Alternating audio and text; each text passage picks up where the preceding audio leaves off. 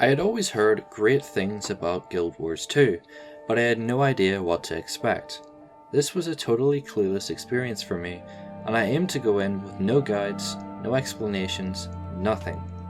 I wanted the raw newcomer experience, and that is what I got. And it was good.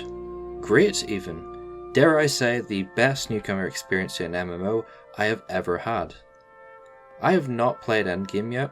I have not even hit level cap, but I wanted to share my first impressions because I think that so many MMOs neglect that.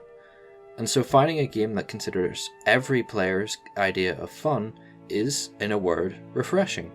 In fact, I would describe Guild Wars 2 as a truly refreshing MMO experience.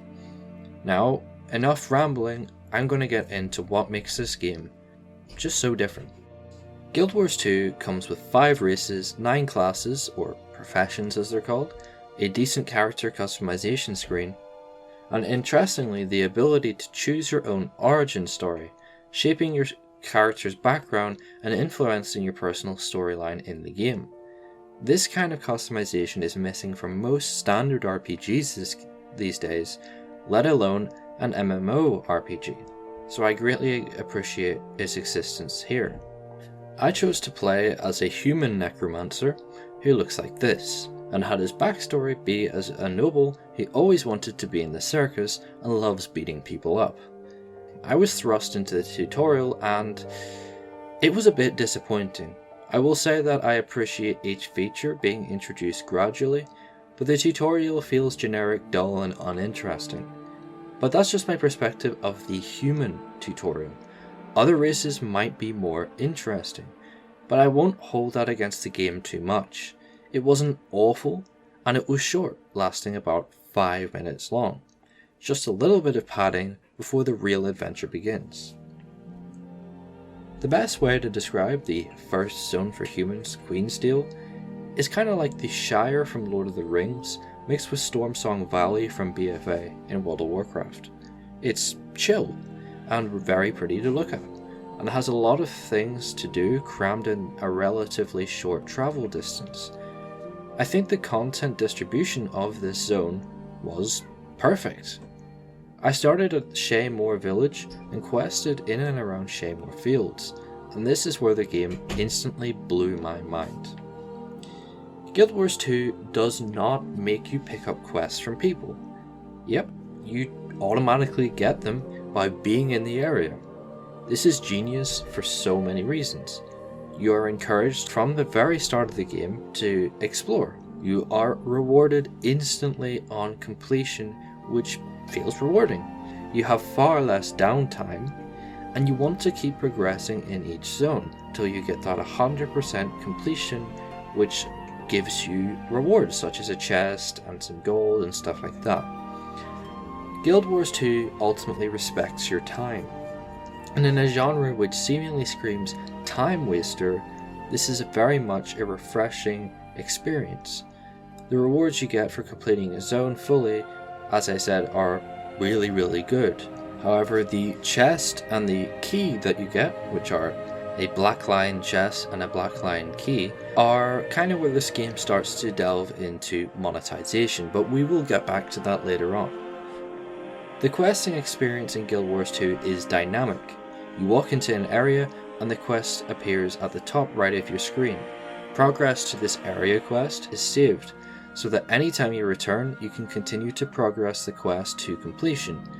Usually these quests are a mixture of killing enemies, interacting with the environment, and helping NPCs, all combined into one quest to allow for multiple ways to complete them.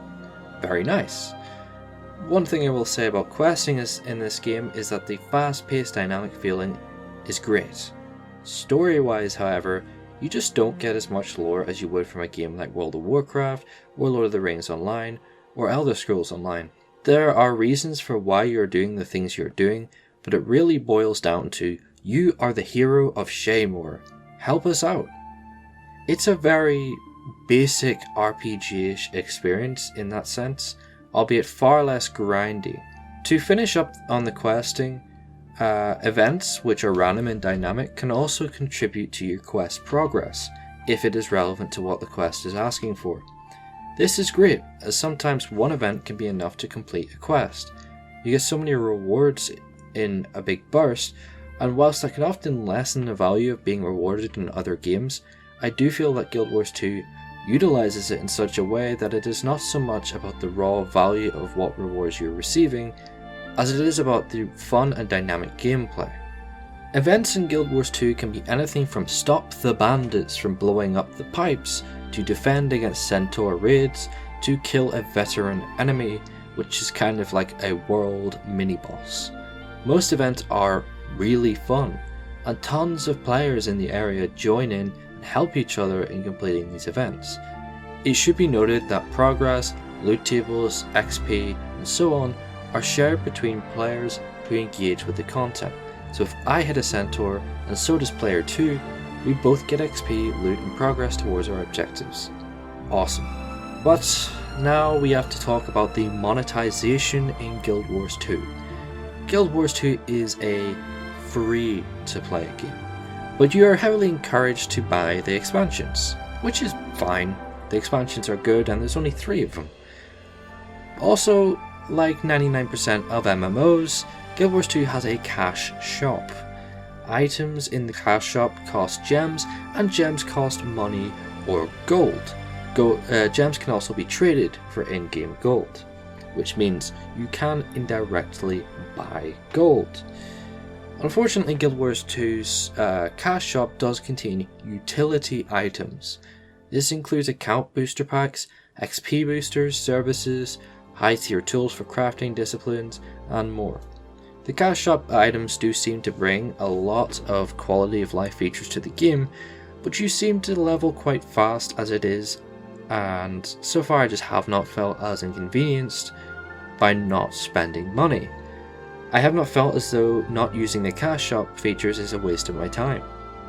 The fact that you can trade gold for gems is a nice feature, but realistically you likely won't be farming for thousands of gold just to buy 1 or 2 items from the shop when you could spend a few quid. This is a slight downside to an otherwise amazing game, but it is more an industry-wide problem than a game-specific issue, and so I am not just criticizing Guild Wars 2 here. Whilst I was recording this video and writing the script, I made another character, a Sylvari Mesmer. Instantly this game felt so much better than being a human necromancer. The story just feels far more intriguing and relevant from the very start. The zones feel a lot more stylistic and fantastical, and I also really like the Sylvari appearance and the feel of the Mesmer class. I might actually do a video at some point talking more about my thoughts on the Mesmer class, but to surmise it here, it is a battle mage illusionist in an MMORPG. Illusion as a magical school is often neglected in RPGs, so seeing it in action in an MMORPG just makes me very, very happy. I just felt like I would add this part in because I don't want to give this game an unfair review in terms of the story or anything. So I would say that I feel like the human story is kind of lacking, but the Sylvari story, from what I've got, at least the start part, is pretty damn awesome. In conclusion, for an RPG alone, this game is good. For an MMORPG, this game is great. And for a free-to-play MMORPG, it is truly the best I have found to this day. I think that it is quite a bit different than other MMORPGs, so you would need to learn how to play this game. But the fact is, it is so different, and that is a good thing. As I said before, this game is refreshing to play. It has reignited my love for MMORPGs. So, my final verdict is that Guild Wars 2 is a solid 9 out of 10. It is a must play for any MMORPG lover, and a big recommendation for anybody wanting to get into the genre. The friendly newcomer experience is something that just is not prevalent in pretty much any other MMO. You're pretty much just thrust into the world and kind of just given this list of chores to do to get to endgame. Very few MMOs actually focus on the main core game being the game, but I'm glad to say that this is one of those games, and it does a bloody good job at it. So with that said, many thanks for watching everybody, and have a good one.